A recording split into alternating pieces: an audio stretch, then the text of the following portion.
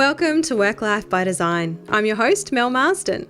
If the last few years have taught us anything, it's that change is inevitable and we no longer need to go to work to work.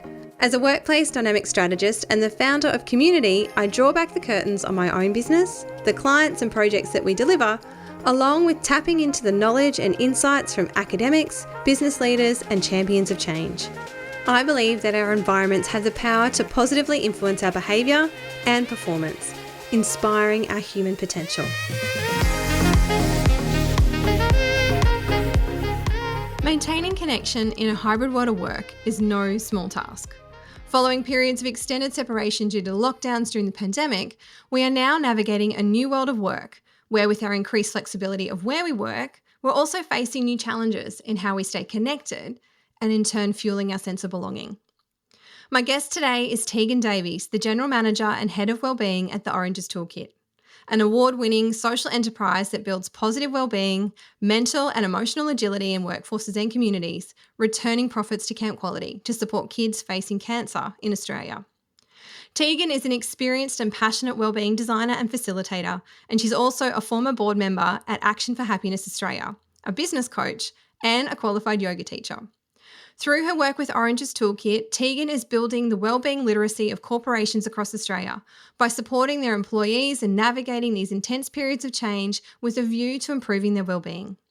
Today's conversation is a deep dive into how we can build connection in our workplaces, a foundational requirement in creating psychological safety. In today's episode, we discuss the foundational principles of building wellness literacy in our organisations, the simplest yet most often overlooked way to build connection, the impact of regularly depositing into our colleagues' feel-good bank, the ripple effect of our emotions and how we show up, and the early insights into the Oranges Toolkit survey on what it takes to create connection. As a fellow science nerd, I love this conversation with Tegan as she shares the data and the science of our emotions and the impact on us and those around us, and why awareness is only the first step. Hello, and today I am joined by Tegan Davies, who is from the Oranges Toolkit. Welcome, Tegan. Thanks for joining me today. Thanks, Mel. Nice to be here.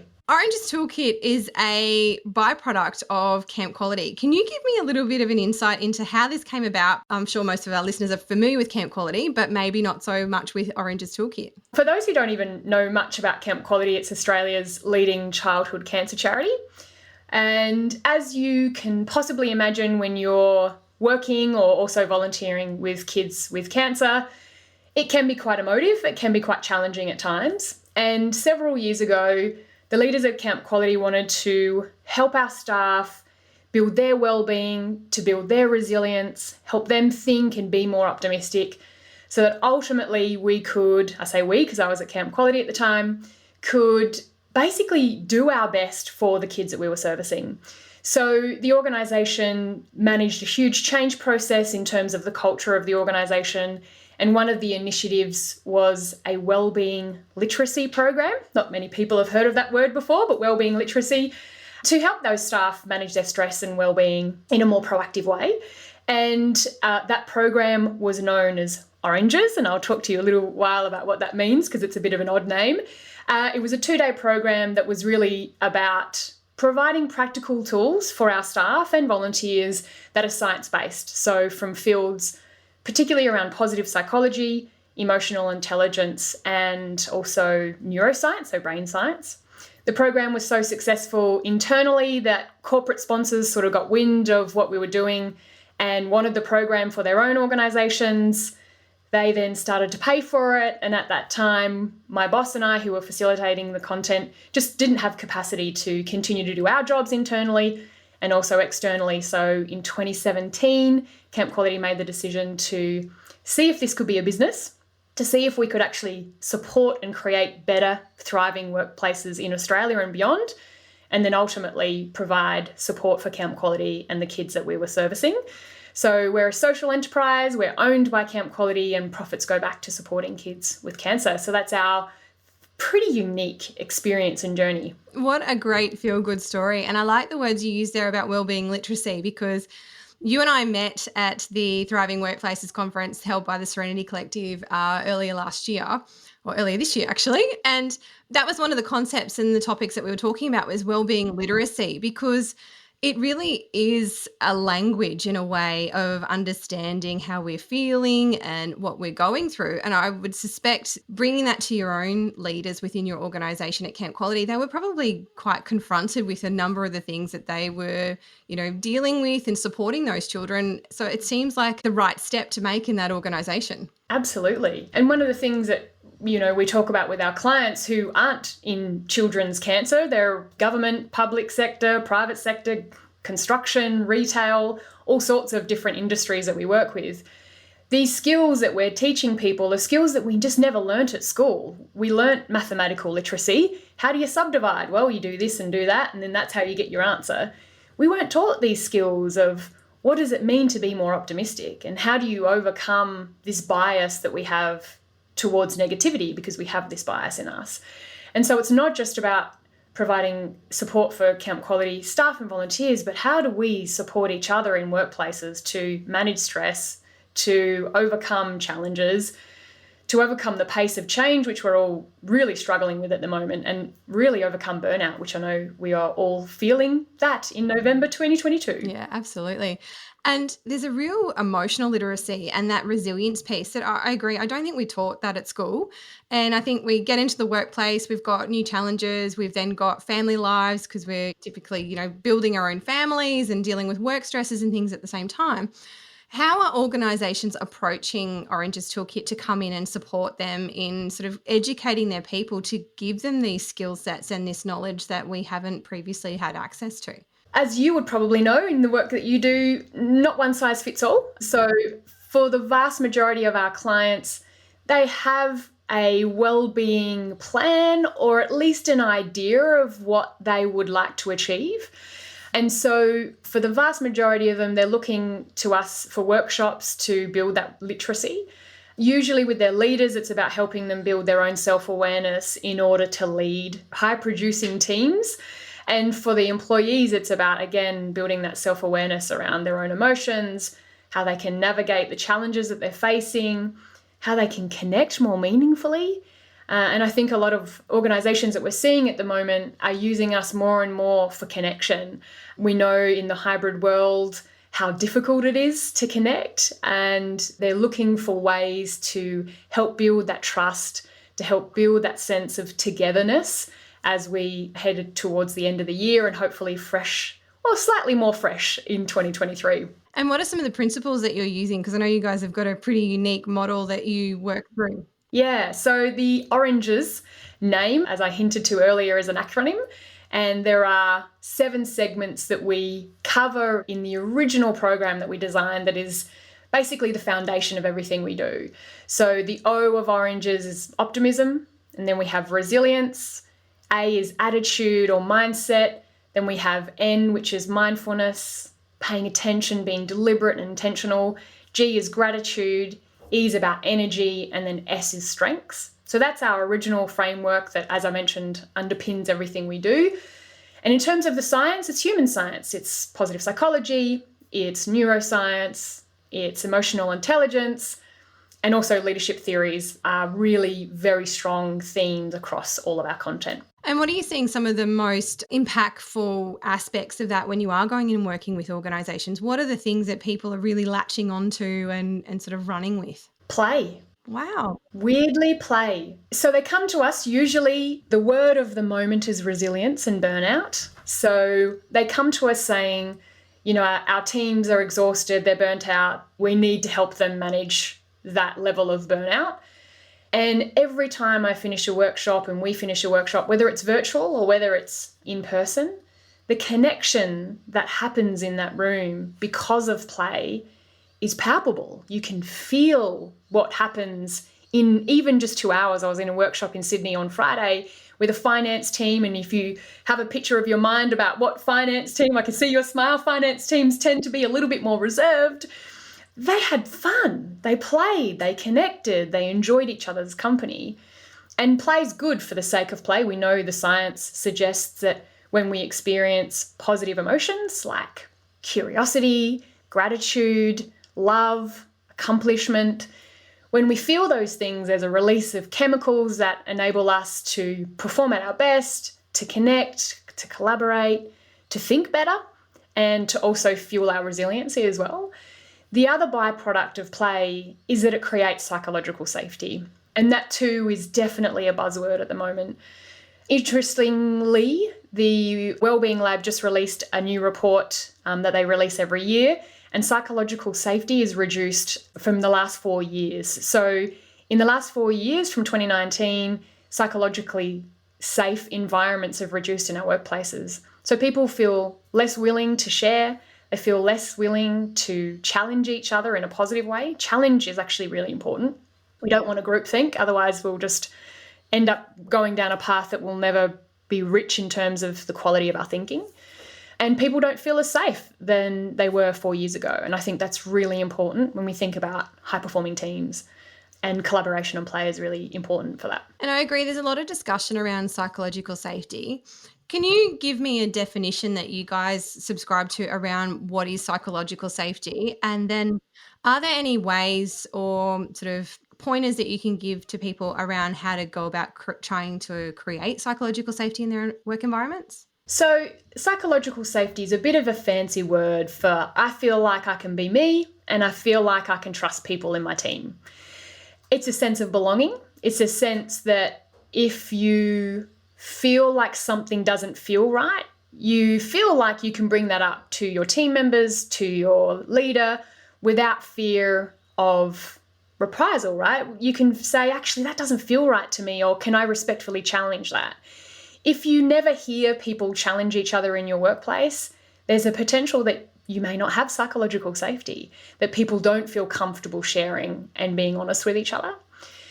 Belonging is a really important part of psychological safety, the sense that your uniqueness is celebrated, that your quirkiness is celebrated, that you can be who you are and also bring your unique attributes. So that's kind of a long-winded way of saying trust and belonging is really important for psychological safety. In terms of how we build it, there's lots of ways. I could probably list 50, so let's just see which comes to mind straight up. The first one really is about the leader, the person leading the organisation or leading the team, encouraging challenge in a good way. So for me, something that I do after I do any workshop with any of my team who are in it, I'll ask them directly for feedback. And so I'll say, how did that go? Or what did I do well and what can I improve? When you welcome feedback, that's an opportunity for people to share with you. If you don't welcome it, then they have to get over their little, oh my God, I have to give feedback and it might not be so good. So welcoming feedback is a great way to build trust because you're also more willing to be open to it, right? So if I said to you, Mel, hey, do you mind if I give you feedback? That is also a better way for me to give you feedback by asking you that question rather than just going straight in. Because what happens is if you can ask that question, you're opening yourself up for you to say yes or no. And if you say no, then that's okay. And if you say yes, you've welcomed it. So asking for feedback. In terms of psychological safety, it's about sharing failures and seeing failure not as a bad thing, but as a path to mastery. Now, I'd like to understand a little bit more about that. How do you create an environment where failure isn't seen as a bad thing, but it is seen as that path to mastery? How do you create that conversation so that people aren't afraid to share and that there is an environment where we take that learning collectively and apply it as we move forward? So one of the things that our team does, so in our, used to be a Monday morning meeting, but it's now a Friday meeting. It's now called our Friday meeting. So we celebrate things and we reflect on the week that's just been. There are a number of things that we put on our agenda on our Friday meetings, one of them being what was our greatest learning during the week. And that greatest learning could be a screw up that we've learnt, or that greatest learning could be an interesting conversation, or it could be new science. So having that as an agenda item welcomes this opportunity for self-reflection and growth all the time. So that's a really easy, practical way to help people fail and be okay with it. FAIL has been turned into a lovely acronym, which is first attempt in learning. And if you share that with your team, that the word fail is the first attempt in learning, then again, that welcomes this opportunity for growth. It makes it playful and it makes it not as scary. I know the word failure is quite loaded. And so if the word failure doesn't feel right for your team, there might be something else that you could use, which could be, what was your greatest learning? What was something you wished you could do better? Or what was something you did well? How else would I welcome failure and celebrate it? I've actually heard of other organisations having failure funds. We don't have one at the Oranges Toolkit because we don't have that kind of money. But failure funds, which is basically an innovation fund, but instead of calling it a innovation fund, they call it a failure fund because they intuitively know that in order to innovate, you're going to fail. That's actually a part of being innovative, is getting outside of your comfort zone. That might work for some organisations. For us, but that simple question of what have we learned this week is free. You don't have to have money to create that safety. I think they were really interesting reflections. And I quite like the failure fund because in the work that we do as creatives, you need to push those boundaries and try new things in order to to be innovative. And sometimes it doesn't always work out. It's been interesting hearing you speak about this because we actually have in our Monday morning minutes a wins and learnings because the team didn't respond well to the word failures either. It wasn't something that they felt comfortable with. So we look at that from the wins and learnings as well. And the framework that we position that is around collectively sharing where things didn't quite turn out the way we expected to, or something new that we learned, so that we can all benefit from that and, and grow as a team. And I love this idea of leaders sharing their failures. And I think that is how you create an environment that's psychologically safe, that as a leader, you don't get stuff right all the time. And for your team to hear you screw up and be okay with it, and to go, actually, I'm also human, that's how you create it, is you lead first. You're, as we say the V word, you're a little bit vulnerable. And they realize that actually it's okay to be human and okay to make mistakes. I am interrupting this episode with a very special announcement. I am so excited to tell you that my book, The Next Workplace, Designing Dynamic Environments That Inspire Human Potential, will be released early next year. This book has been in the making for a few years now and brings together all my knowledge, research and insights on what it takes to design a dynamic workplace. A workplace that is agile, adaptable and responsive to its users. A place that comes alive and has a gravitational pull that just draws people in. This book connects the concepts of modern day management theory to the structural design of our physical workplace environments, aligning, enabling and inspiring the human potential of every organisation. To check it out and grab your copy, just head over to my website, melissamarsden.com.au/book.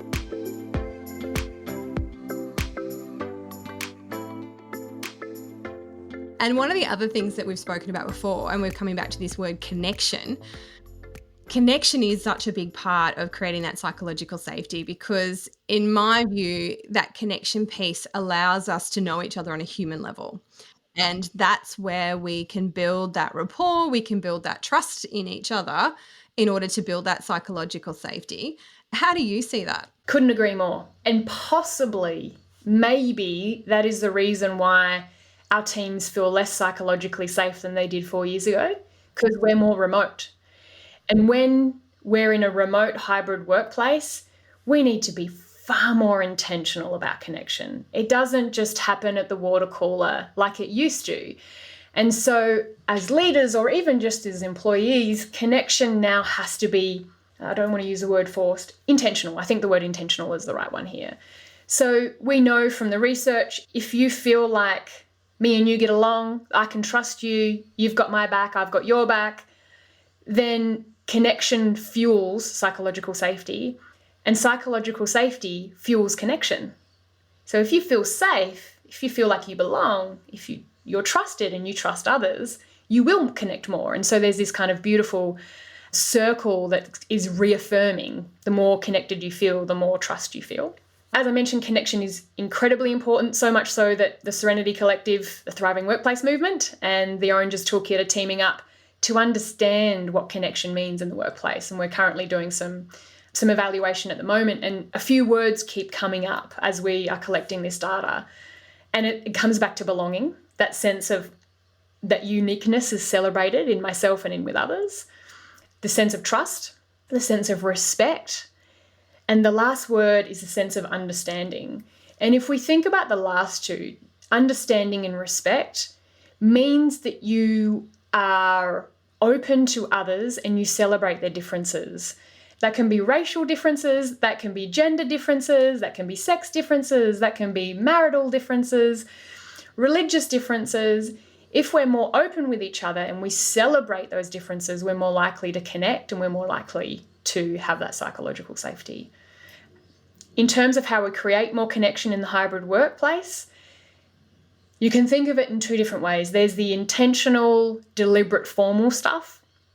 And then there's the how do we do the water cooler when the water cooler is not in front of us bit. The challenging bit, the serendipitous moments, how do we recreate those in a hybrid world? That's hard. I think about this a lot. I really do. I genuinely think, how can I create connection when I'm also busy, right? When I've got lots of time challenges, when there's client work, when there's employee stuff going on. And sometimes we think those serendipitous moments are really big and that we have to have big moments to create impactful moments. But Mel, it's not that at all. It's those micro moments of like nice eye contact, of like when you see each other, whether that's virtually or not, whether that's in your team meeting, whether it's virtual, instead of sitting in front of your Zoom or your Microsoft Teams, you take your phone out with you and you're video calling each other as you walk around the block near your houses. And so that people can see your surroundings. It's that cute little Slack message or WhatsApp message of like, oh, hey, how did you go at your event yesterday? Or, hey, I heard you did a good job. What we know from the research is that those micro moments are so powerful if they're compounded. So if we go back to this idea of compound interest we know that if you want to make lots of money in your lifetime, you put a little dollar in every day over, I'm not a mathematician, lots of money it turns out to be. The same thing with connection. If you want to create more connection and a meaningful relationship that's trusting, those micro moments of just like sharing a cat video or whatever it is that feels authentic to your team. For me, a cat video is not necessarily something that feels authentic, but something that feels authentic to you and this other person, you've created kind of like an in-joke, right? You know, the power of an in-joke. There's this like sense of belonging. I belong to this group. So the research that I'm kind of quoting is called High Quality Connections. And the researcher is Jane Dutton, for anyone who wants to kind of learn more. Sense of small things more often can actually be more powerful than those large things. And we need those small things in between the large things, which is the more formal stuff, which is, okay, today we're going to do a workshop, or today we're going to go out and all have an end of year drink together, or today we're going to do something that's fun. Who would like to suggest something? And so instead of the leader always suggesting what the connection thing is, this is where you want to bring your employees in, right? Okay, we're going to spend some time together. What do we want to do? Again, you're giving your team a sense that they mean something, that their opinions matter, which again, we know is really important for psychological safety, the sense that their opinion matters. Do you think that's actually what's contributing to our reduction in resilience and our reduction in psychological safety? Because we've kind of drained the well a little bit. Like we had this bank built up of putting all these little moments in time over time for that rainy day. And, you and I have spoken about this before, is that, you've got to keep investing, as you said, putting that money in the bank so that you've got a reserve for when that rainy day hits and, things aren't going so well and times get tough. You've got something to draw on. Do you think that well's dry now? Is that kind of contributing to where we're sitting at the moment and how everyone's feeling? I think that's part of it, definitely.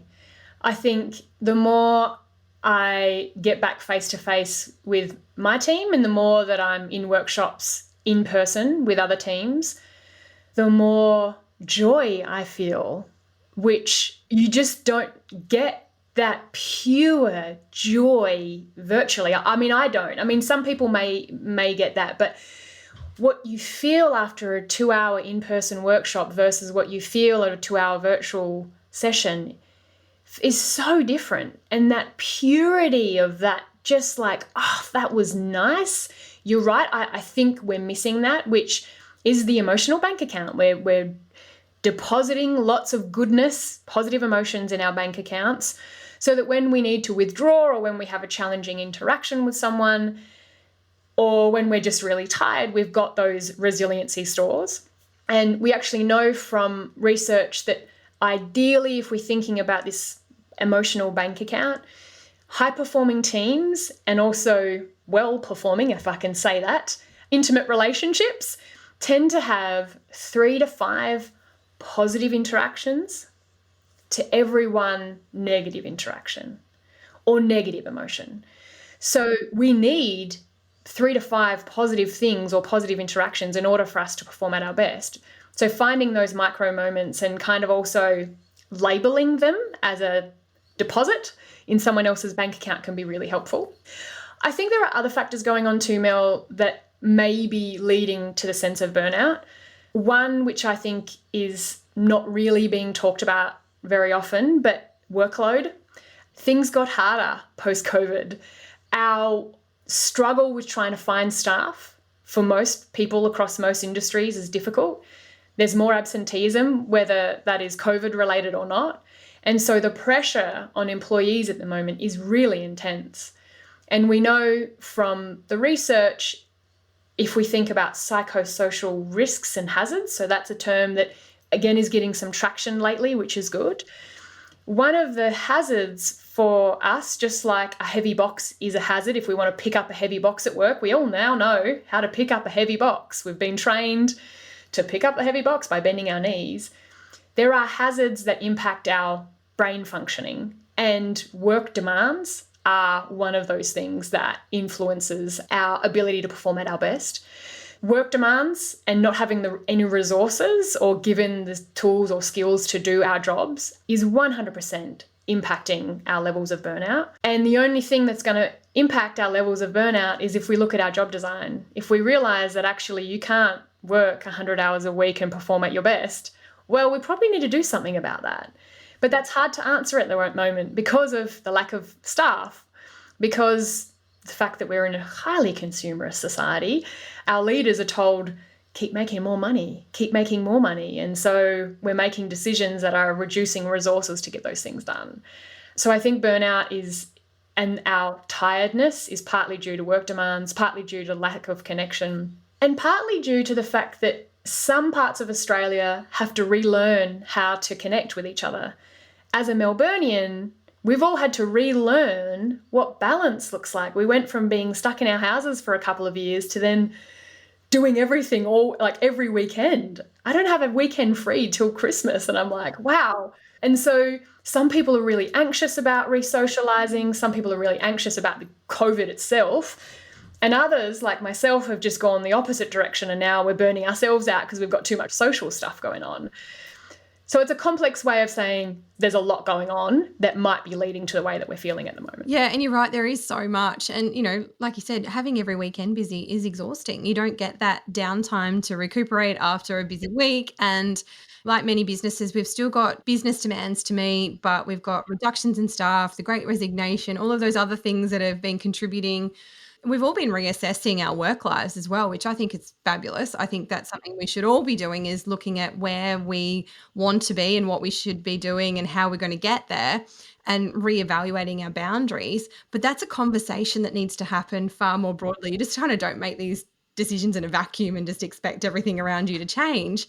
You've got to have those conversations with your employer. You've got to look at what's going on with your team. You've got to make sure that everybody else is taken care of, but at the same time, taking care of yourself and your family. And, it's a big load that everybody is trying to really carry and make sure that we are looking after everybody else, but also looking after ourselves. I love that you've said that for two reasons. I love that you've said boundaries. I think that's one of the things that all of us can do better, setting boundaries for ourselves and also others.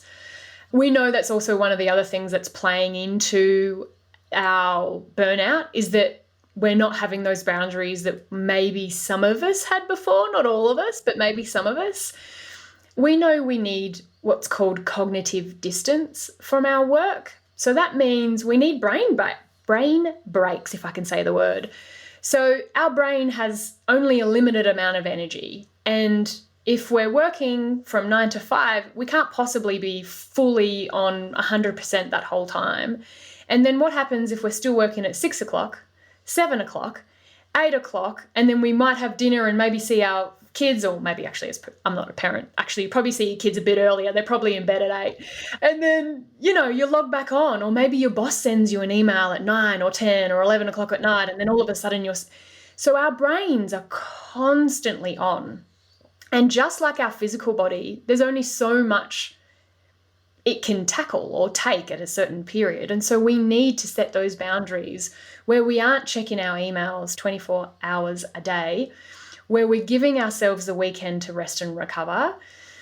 And when I was talking to this finance team the other day, I was mentioning this kind of idea that we can think about being high-performance athletes. We know that high-performance athletes purposefully put in recovery as part of their path to success. They're like, I'm going to do sprints here and then I'm going to recover. We can do the same for ourselves. I'm going to sprint here from 9 to 5 and then I'm going to recover from 5 to whatever it is. That idea of recovery will enable us to allow our body to do what it needs to do, its day-to-day functioning, to activate the parasympathetic nervous system, if we're going to get a bit sciencey here, the rest and digest system, so that we can perform at high periods of intensity. At the moment, we don't have that. We're kind of running a marathon, but we're kind of sprinting it.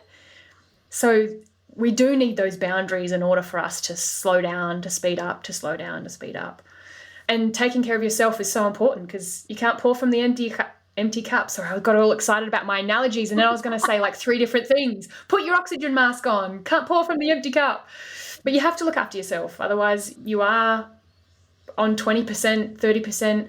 Gosh, if you're less than 30% energy-wise, we've got to do something about it.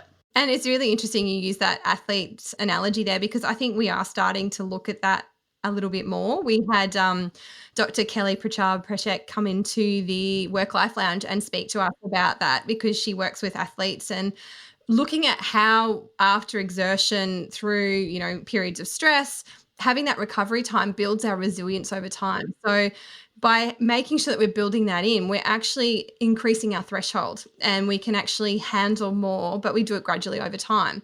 And so they're really good tools for us to be aware of, to use that and build rest into, our week and our month, even if it isn't on every, obviously every day we need to sleep, but having a later start one morning or, having that weekend to ourselves to have that recovery.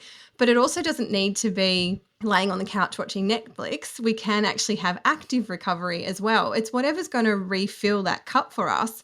And so it's just really interesting to learn about the different ways that we can be topping up our tank. Absolutely.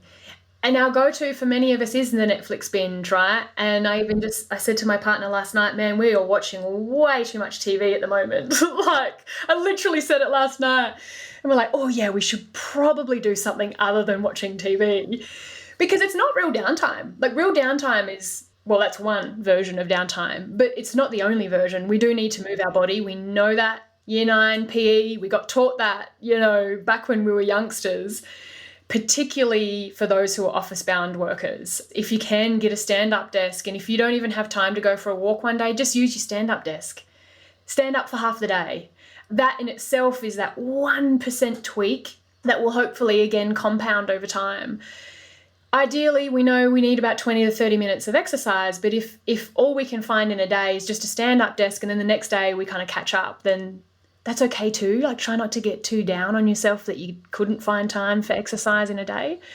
And also sleep, we know, is a foundation of well-being. Yeah, it makes a big difference. And one of the things I just want to circle back to there too is that, when we are experiencing those situations at work and we're getting to our limit, there's that whole impact then that it comes back into our personal lives as well. So we're getting stressed out at work, things aren't going so well.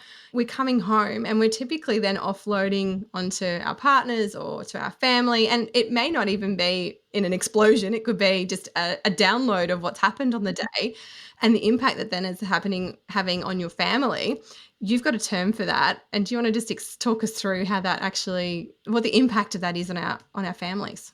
What the research suggests is that, this is not my term, by the way, this is someone else's, that our emotions are contagious. So me and you, we're picking up on each other's vibes today. So for those who might be listening, we're seeing each other on a screen. And so Mel will smile and I'll smile back. And then there's a lovely little bit of eye contact. My emotions and Mel's emotions are kind of contagious here right now. Most people can kind of intellectually get that when we're around people who are feeling happy, then we can kind of feel uplifted. And then there's always that one person we work with who's always just a bit negative Nancy.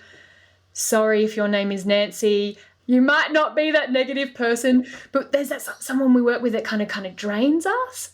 We'll naturally avoid that person because we know they're going to de-energize us. And so what we know from the research is our emotions are contagious to 3 degrees of separation. Meaning my emotions here today, Mel, will impact you. That's 1 degree. That will potentially impact your connections. That's 2 degrees. And then potentially even your connections. And so I may never, ever meet those people on your my second and third connections, or your first and second. And it's lesser to the third person than me and you here. But if we think about our workplaces, the way we show up, what's going on in our lives, it won't just impact us directly now, it'll impact our families, their connections. And this is why it's so important when we go back to your point earlier around looking after yourself. If we're looking after ourselves, we aren't just looking after ourselves. We're looking after people in our little ripple effect, right? And so if we feel like sometimes taking self-care is selfish, changing our mindset or reframing it to a sense of, in order for me to create the most impact in my life, whether that's at work, whether that's with my family or my volunteer group, I know I need to look after myself so that I feel like I'm emotionally able to navigate the challenges of life, because it's not all rosy, it's not all unicorns and skittles and all those wonderful things. There are challenging times. But if I have some inner capacity to do that, then I'm going to have a beautiful ripple effect to other people, and hopefully my family won't get all the bad that's left over after work because I've worked so hard to keep myself together at work, and then I come home and then I just lose it. Ideally, we want to make sure that our families aren't getting the worst parts of us. That's hard though. It can be. You're most likely to confide in your partner. You know, you're less likely to go and have that conversation with your boss, or perhaps you might have it with your colleagues, but I would suggest that your partner is probably the person who's copying the brunt of those conversations. And they still stay with us. I know. Like, what the hell? They're lovely. If we're lucky enough, right? And I mean, maybe not. Maybe some people actually also like being by themselves as well. But I think my poor partner cops it. I try to do my best to stay emotionally intelligent at home when I'm also in my pajamas and exhausted. But it's certainly a challenge that we have to keep relearning to remember that they too pick up on our emotions, and it's not always their fault. And there's a lot of awareness that comes with that too. Having the awareness to be conscious of it makes a big difference. So, you know, even now that you've heard this from us talking about it today, it's something that you'll take away with you because you've heard it now. You have an awareness, you can't unhear it, and you start to consider those things. And, you know, I know for myself as well, even recently, I just finished writing my book, which I'm super excited about. But the shift in my own energy as a result of having done that, because it's been this weight that I've been carrying around going, I've got to get that done. I need to do this. I've got all these other things. I've got a newborn baby to look after.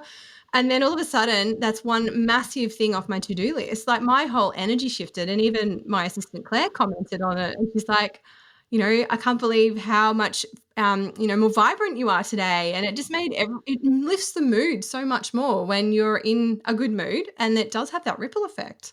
And it's so interesting you bring that up, because sometimes when we're in our little hole or the little like intensity, we don't realize we're in it until we kind of start coming out of it. And that is so hard because when we're in it is when we need to know when we're in it.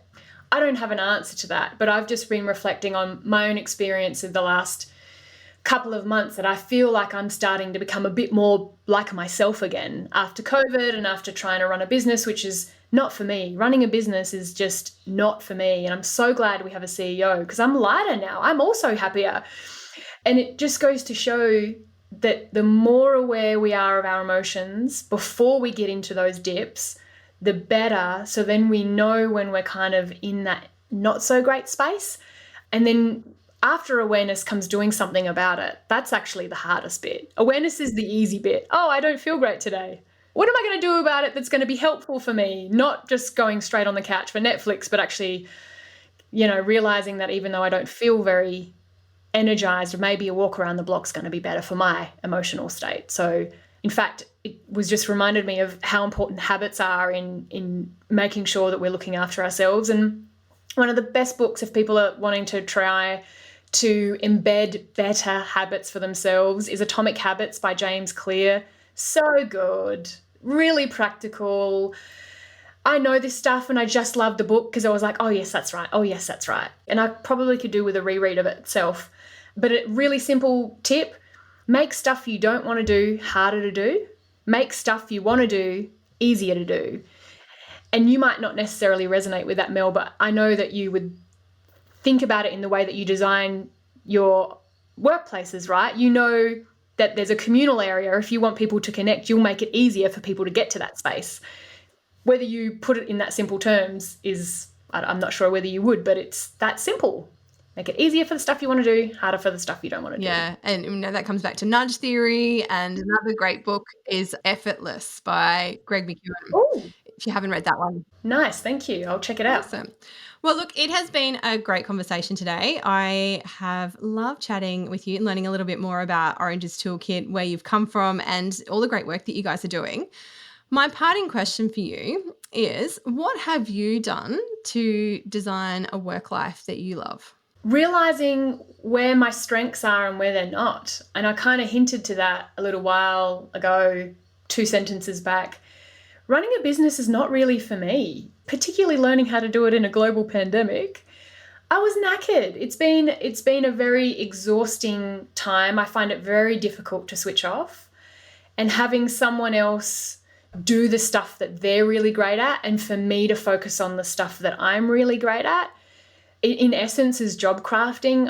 I know that I'm better at customers, at program delivery and design. And so pushing myself back into that space of the thing that I love is probably a big decision about creating a place that I want to be at.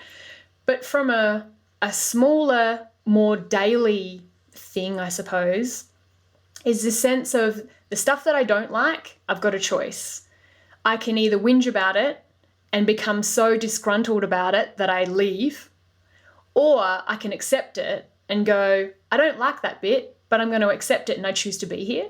And that's a choice I make every day, and I have to keep reminding myself, because everyone does stuff that they don't want to do, or someone makes a decision that I don't agree with, but just reminding myself, I've got a choice. I either let it go, or it becomes so much that I actually choose to do something about it. So for me, that's, I think, a daily reminder. And given the fact that we think things to be more negative than they are, we just need to be super mindful of the way that our brains work in that respect. So yeah, I like that. And then there's also that whole negativity bias that comes there. And then the more things we focus on, the more we see, and it builds. And I like that reframe though of it's a daily choice, and acknowledging that it's part of it, but you have that choice. What's one for you, Mel? Can I ask you that question? I think mine's a bit more of an annual thing, and it's every January I sit down and I do an annual reflection, and then I remap out what I want to achieve in the year to come. And it's kind of like my annual reset, because I think we get drifted off course throughout the course of the year. Different priorities come up, different external factors kind of influence where we're heading. And this is one way I can kind of reset at the beginning of every year and sort of start it off intentionally the way that I want it to go, with a bit more of a clear plan. So that's how I do it. Nice. Well, let me know in January what your intention is. Absolutely. Wonderful. Well, thanks so much for joining me today, Tegan. For those who are tuning in, that connection report is going to be out very soon. We'll pop a link to that in the show notes so you can jump in and see what it's all about with the Oranges Toolkit. Thanks, Mel. Thank you.